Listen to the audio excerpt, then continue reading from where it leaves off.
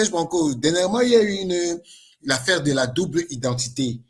Mais Serge Branco, quand on a commencé à évoquer cette affaire, des gens nous ont dit que ce problème de double identité est un problème qui est vieux comme le monde au Cameroun. Pour toi, qu'est-ce que tu as pensé de cette actualité? Oui, je suis d'accord avec eux.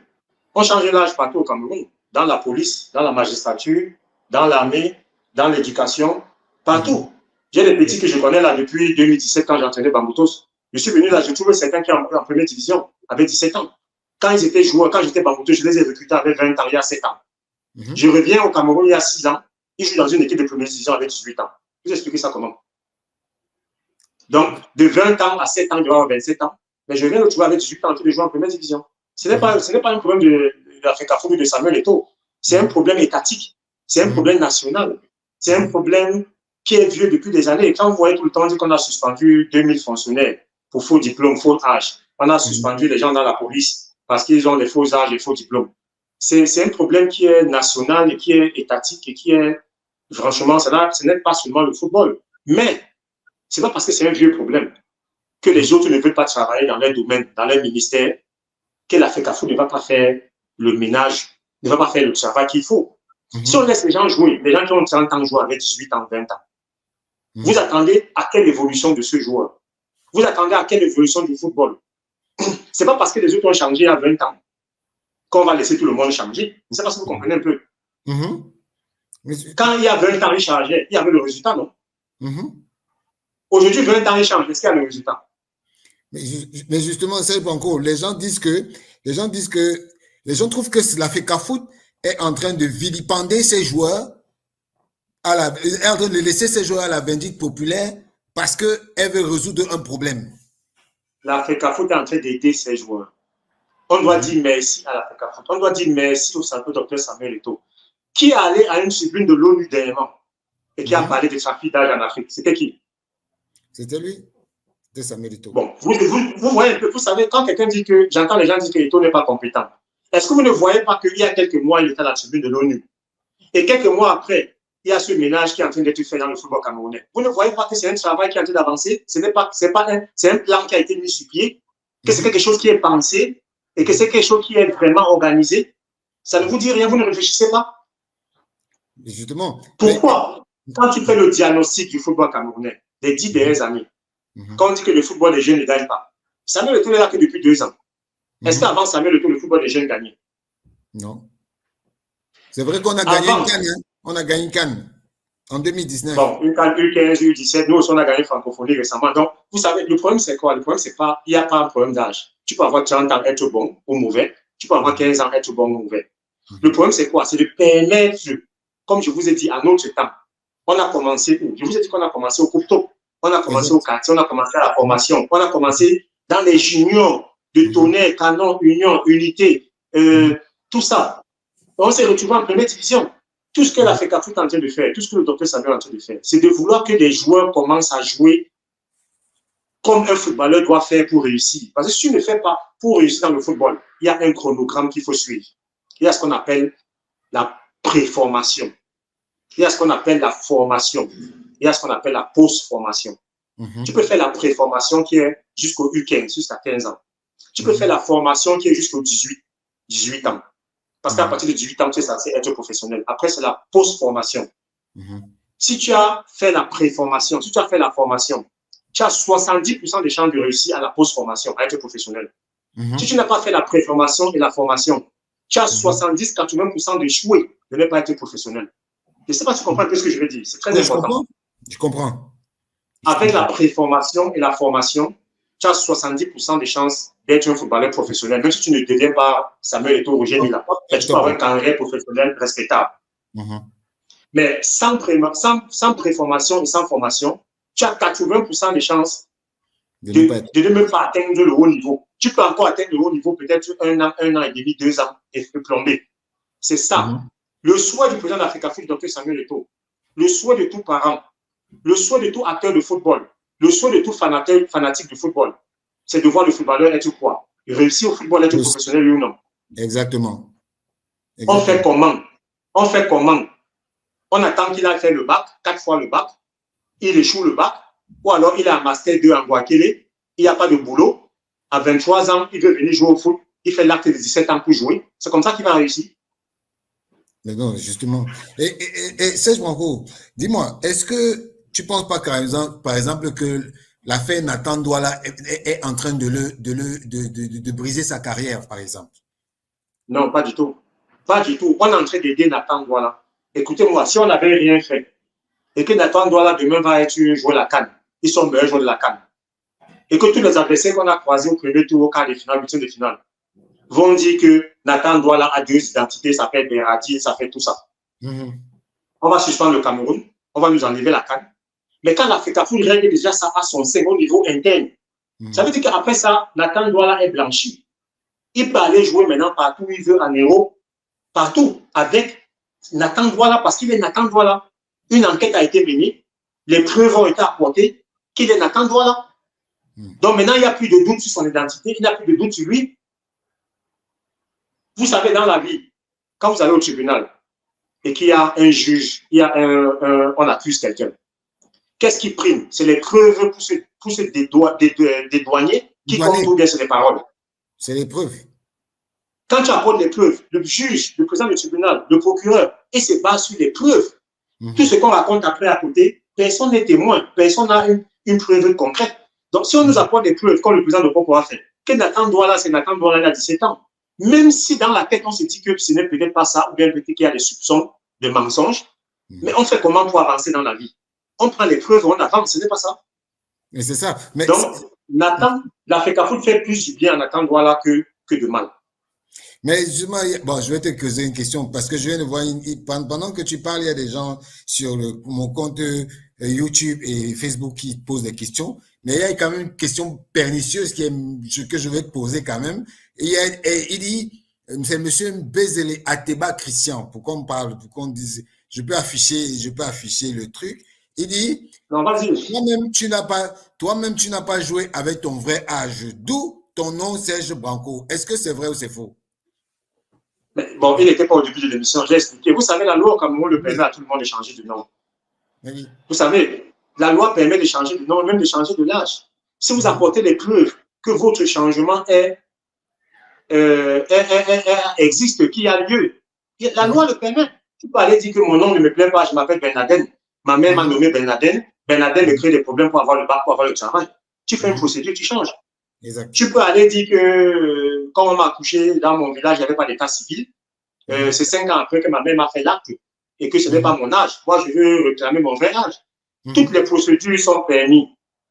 Quand c'est fait et que c'est malsain, quand c'est fait dans quand c'est fait, il y a une loi qui permet de changer de nom.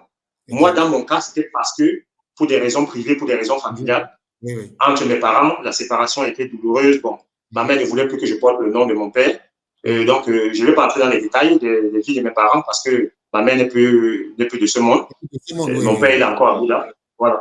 Donc, vous comprenez que dans mon cas, c'était un choix familial. C'était pour des raisons privées, familiales. Maintenant, pour les autres, je ne sais pas. Je sais qu'il y a des gens qui ont changé. Je sais qu'il y a des gens qui changent. Mais quand c'est fait pour duper, quand c'est fait pour arnaquer, parce que là, tu es footballeur, tu as 30 ans, tu viens mettre 17 ans. Ce n'est pas pour des raisons familiales. Tu ne vas pas passer par un juge, tu ne vas pas passer par un tribunal. Sinon, on ne devait pas te frapper, on ne devait pas t'attraper. Donc là, c'est faux. C'est trafic d'âge. Le trafic d'âge est puni par la loi. C'est pas ce que je veux dire. Donc, je réponds à ce monsieur pour lui dire que je n'ai rien à me reprocher. Pendant les 30 ans, j'ai été Serge Branco. Et avant ça, jusqu'à mes 15 ans, j'étais nommé conseil. Je l'assume. Et aujourd'hui, on m'appelle Namekong, j'accepte et je préfère, je dis même que mon nom biologique, c'est Namekong parce que je suis originaire de Bamboutous, de Bacham, et c'est un nom Bacham. Maintenant, après, quand on est jeune et qu'on est mineur, c'est les parents qui prennent les décisions à vos places. Ce n'est pas toi qui prends les décisions. Voilà. Mais justement, Serge, j'ai la question d'une de mes collègues. Je tiens à la poser parce que c'est une ancienne collègue. Elle s'appelle, bon, on est toujours amis, Fanny Matob. Elle a travaillé à Equinox. Elle a travaillé à Equinox et Suite FM. Elle dit, question, à propos de cette question d'âge, Serge, n'auriez-vous pas quelque chose à dire aux parents? N'en sont-ils pas responsables au premier chef? Et comment appréciez-vous ces présidents de clubs qui, à leur tour, manipulent les gens et leurs identités et les identités des joueurs. Donc, en fait, c'est 3 questions. Hein. La première, n'auriez-vous pas quelque chose à dire aux parents? Première question. Non, les parents, non. J'exhorte les parents de tout ça parce que le parent ne veut que le bien de son fils. Vous savez, la vie est tellement dure au Cameroun. La situation économique, sociale, il n'y a pas de travail, il y a le chômage. Chaque parent veut voir son fils réussir. Que tu aies changé 10 ans ou 20 ans, si tu réussis, ton parent est content. Donc, je ne peux pas accuser les parents parce que les parents ne font rien pour faire du mal à leur enfant. Ceux que j'accuse, c'est les dirigeants des clubs. C'est les dirigeants des agents de joueurs, les dirigeants de clubs. Parce que j'ai été dirigeant de club. Je connais comment les dirigeants de club procèdent au Cameroun. J'ai été 2 ans à Bamboto Football Club de Bouddha et à Stade Arena de Mélon. Les dirigeants de club eux-mêmes imitent les signatures des joueurs, falsifient leurs licences ou leurs contrats et les renouvellent dans le dos du joueur. Les présidents de club parfois savent que ce joueur-là a changé l'âge. Il a changé de nom. Mais il le signe quand même parce qu'il veut que le joueur joue et gagne pour lui, ou bien parce qu'il veut actuellement le résultat. Les premiers à aider le président d'Africa Foot, le docteur Samuel Eto'o, à régler ce problème, c'est les présidents des clubs. Il dit bien les premiers. Si les présidents des clubs font comme au Popo, si les présidents des clubs vont fouiller dans les adversaires, tous ceux qui ont le double identité, tous ceux qui ont changé, moi je vous assure que dans 3-4 ans, on jouera avec des joueurs avec leur propre âge, avec leur propre nom. En deuxième lieu, les agents des joueurs. Vous savez que le football est une économie financière souterraine. C'est une usine à faire de l'argent. Et depuis que l'arrêt Bosman avait été créé dans les années 2000-2002, où c'était interdit aux clubs professionnels d'aller chercher 14 Africains, 25 Africains. Maintenant, les clubs professionnels commençaient à choisir les meilleurs Africains. En choisissant les meilleurs Africains, en les prenant plus tôt. Donc, quand tu vas chercher un joueur qui a moins de 18 ans, qui en Afrique n'a pas de formation, il va être bon comment? Ici, il n'y a pas les centres de formation ultra modernes comme en Europe. Il va faire comment à 18 ans pour être bon? Quand vous voyez les Mbappé à 17 ans sont bons.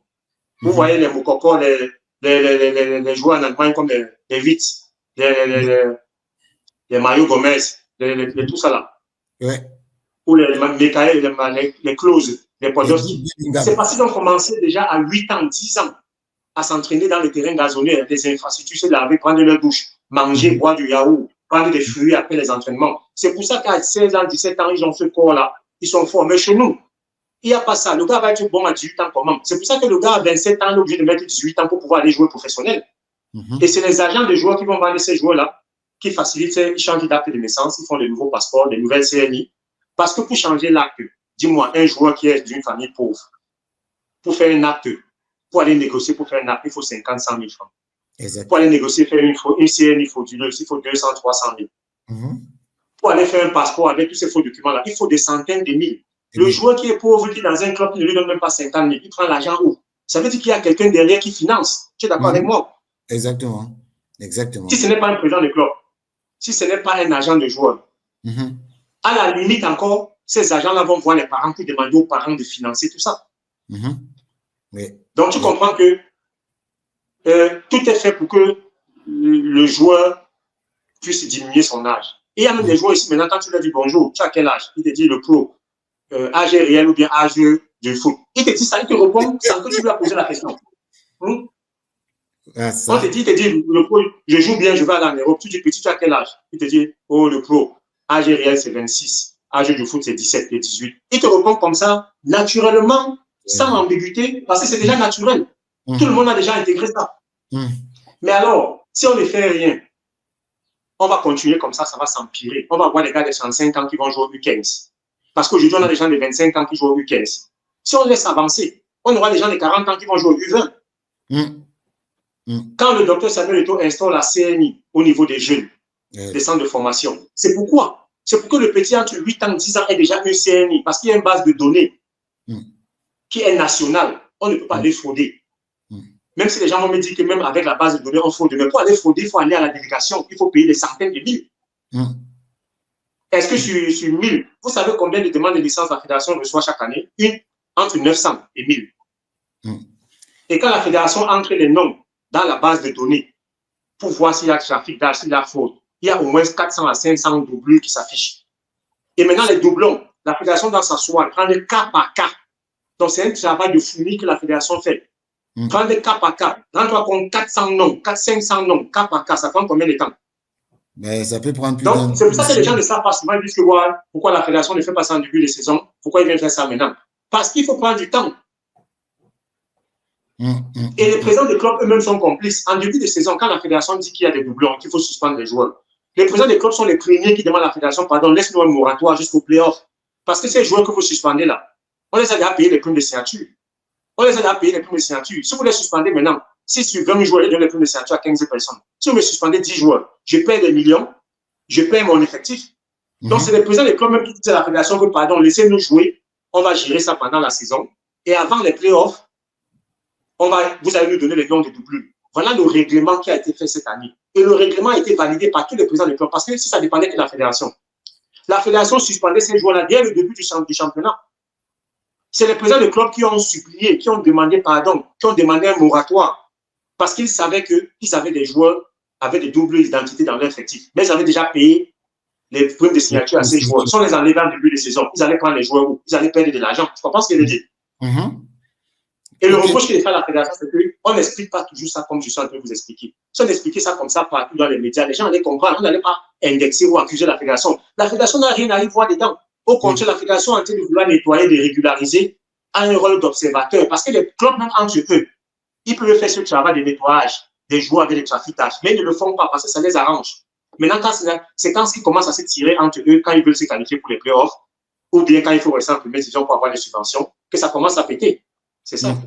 Mais donc, si je comprends bien, une dernière question sur cette affaire de double identité. Donc, ça veut dire que la solution, c'est l'introduction de la carte nationale d'identité au niveau des centres de formation que la FECAFOOT a mis sur pied, qui est la solution? Pour moi, c'est la meilleure solution jusqu'à présent parce que la FECAFOOT n'a pas le droit de prendre les empreintes des joueurs. Parce que ça, c'est une histoire de la délégation de la sécurité nationale. Exactement. La FECAFOOT n'a pas le droit de prendre les yeux des gens ou bien les fibres optiques.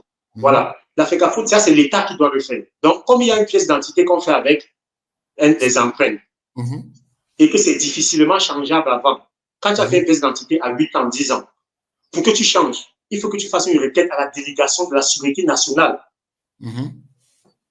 Est-ce que sur 1000 personnes, 100 personnes peuvent faire ces requêtes? Parce qu'il faut d'abord avoir les moyens, il faut des centaines de mille. Donc, vous voyez que quand c'est instauré chez les jeunes, ça ne va pas réduire la fraude à 100%, mais ça va diminuer la fraude à 90%, je suis persuadé. L'introduction des CNI au niveau des centres de formation, au niveau des jeunes de moins de 10 ans. Je suis persuadé que ça va réduire la fraude des âges après les 90%. Merci beaucoup, Serge Banco, pour ton éclairage sur vraiment cette question de double identité. Je pense que les gens ont un peu compris ce que tu voulais dire et vraiment, moi j'ai compris et c'est compréhensible.